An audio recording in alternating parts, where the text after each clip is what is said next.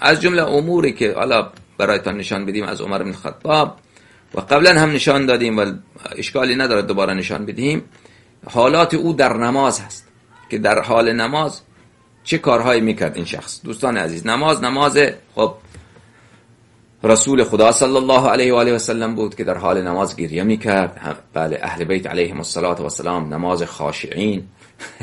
اما نماز عمر را ببینید که در حال نماز خود چی کار میکرد. دوستان عزیز،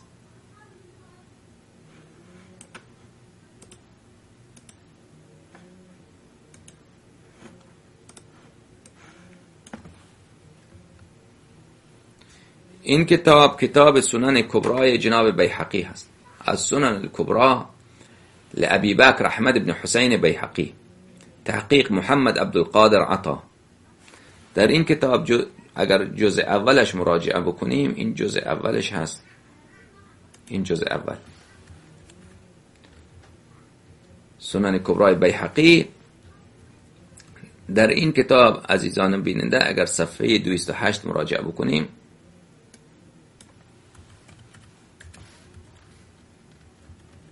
صفحه 208، بله، روایت 632: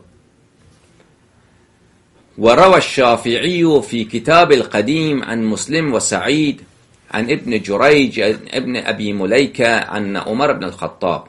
نماز عمر را ببینید که در حال نماز بود. بینه هو یؤم الناس، نمازم نماز افرادا نبود، خودش امام جماعت بود. خب این ملعون به مردم نماز میداد.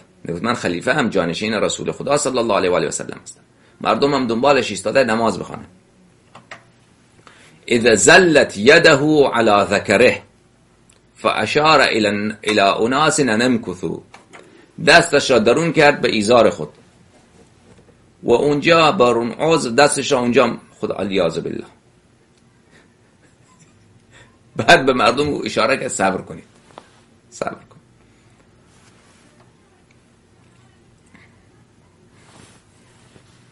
به مردم گفت صبر کنید.